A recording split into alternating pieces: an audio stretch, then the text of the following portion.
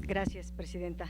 En efecto, México es el país más reformista, es el que más reformas estructurales ha hecho del mundo, pero es el más rezagado de los países de la OCDE, está en último lugar. Ese es en concreto el resultado.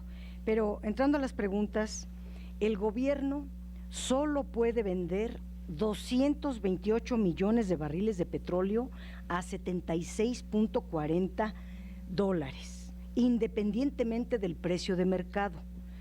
El volumen de coberturas contratadas equivale a 624,000 barriles diarios, es decir, solo el 57% de la plataforma de exportaciones considerada en los criterios generales de política económica. Pregunta 1, ¿cómo le va a hacer el gobierno federal para cubrir los 170 millones de barriles que no cubren las coberturas? Si tan solo la disminución de precio del petróleo tiene un impacto de 100,000 millones, más la devaluación, más la disminución de la plataforma de exportaciones, más el incremento en la tasa de interés, eso tiene 116,000 millones, ¿cómo se le va a hacer para cubrir estos faltantes?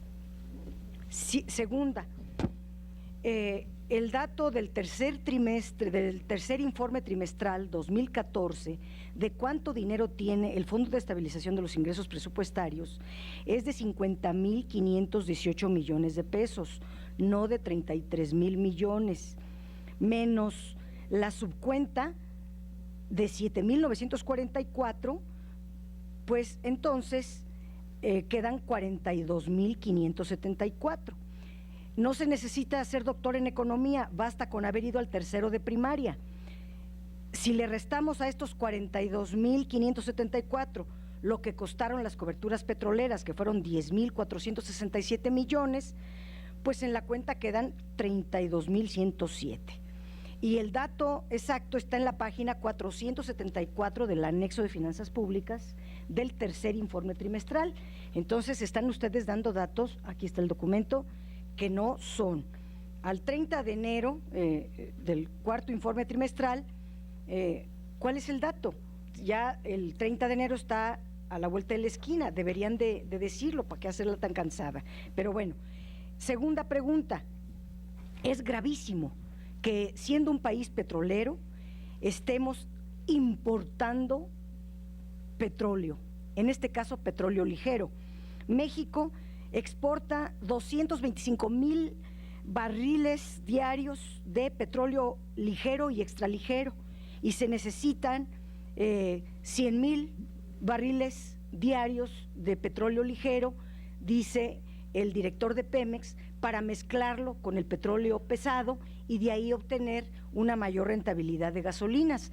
Esto es cierto, pero si necesita 100,000 barriles diarios, pues que deje de exportarlos. Esto sería más barato, porque estamos exportando petróleo ligero de la más alta calidad en el mundo, malbaratándolo a $40. Antes lo estábamos dando a 100, $112.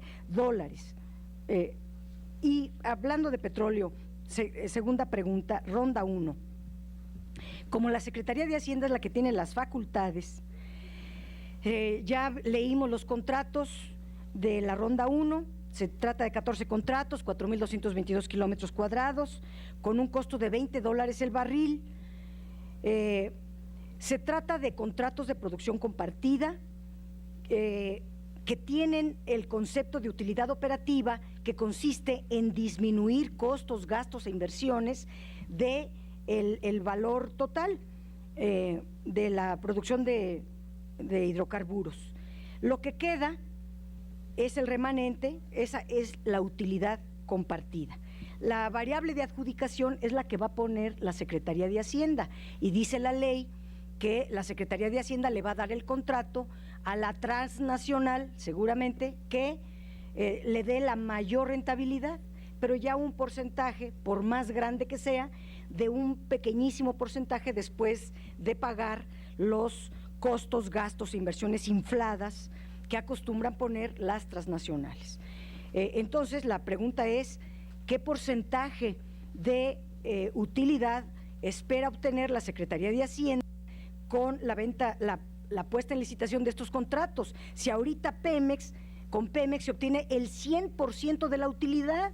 Ahora, ¿de cuánto va a ser? Siguiente pregunta o comentario. Las tarifas eléctricas no tienen nada que ver con la reforma energética. Eso es para el spot, y lo entiendo bien. Pero la disminución en el precio de las tarifas eléctricas tiene que ver con la disminución del gas importado. Eso tiene que ver con la producción de Estados Unidos, y que ustedes quieren realizar el mercado y ayudarle a Estados Unidos en lugar de ayudarle a México. No tiene nada que ver con la reforma energética. Siguiente, la disminución de ingresos petroleros se subsanará con los ingresos tributarios, nos dice el subsecretario, o los no petroleros. Pero vámonos al límite mínimo de crecimiento para 2015 que se está proponiendo, 3% del PIB. Si queremos alcanzar un 3% del PIB en 2015, para que pueda alcanzarse ese porcentaje de crecimiento, necesitamos que los ingresos no petroleros crezcan en 9.9%. ¿Cómo le vamos a hacer? Porque por más que se hace, no incrementan, más allá de lo que incrementan los impuestos, etcétera. Estos están, como bien lo dijo el subsecretario, la reforma hacendaria tiene efecto de única vez, y ya dio su respuesta de única vez en 2014. No se esperan más efectos de la reforma hacendaria en 2015 en adelante. Bueno, me voy un poco más rápido. El tema del artículo 21 de la Ley Federal de Presupuesto y Responsabilidad Hacendaria. El secretario de Hacienda dijo que se iba a recortar el gasto. De hecho, esta comparecencia se deriva de la declaración del secretario de Hacienda, Luis Videgaray. Para recortar el gasto, están establecidos los criterios en el artículo 21, y dice que una vez agotados los recursos del Fondo de Estabilización de los Ingresos Presupuestarios, se le dará prioridad a los siguientes gastos. Comunicación social, ¿cuánto van a recortar de comunicación social? Gasto administrativo no vinculado a la atención de la población, ¿cuánto van a disminuir el gasto administrativo? Gasto en servicios personales, prioritariamente percepciones extraordinarias, ¿cuánto se va a recortar? Ahorros y economías presupuestarias, ¿cuánto hay? Solicitamos a la Secretaría de Hacienda aclare con toda precisión la forma en que operarán las coberturas, los impactos en las exportaciones petroleras, los efectos en las finanzas públicas. Porque aquí se dan 95,000 millones, no se sostienen sus cifras con los datos de los informes por escrito y lo aprobado en el paquete económico 2015. Por último, diría que se den a conocer los rubros y los montos del gasto público que se reducirán, porque hay medidas de gasto muy importantes que ante un escenario adverso de disminución de ingresos o de finanzas públicas se deben de revisar a fondo. Se tiene que racionalizar el gasto, se tiene que haber mayor transparencia y tiene que mejorarse la eficiencia. Y para racionalizar el gasto, pues se tiene que racionalizar las estructuras administrativas. Por ejemplo, no debe de existir esta dependencia inútil que es la Comisión Nacional de Salarios Mínimos, que tiene 100 personas y cuesta 43 millones de pesos y solamente sirve para que nos aumentar el salario mínimo en 2 pesos con 80 centavos en la zona A. Otra es bajar los salarios de los altos mandos, está establecido en la ley, reducir el esquema de prestaciones a los servidores públicos. Si pudiéramos ir terminando esta primera intervención.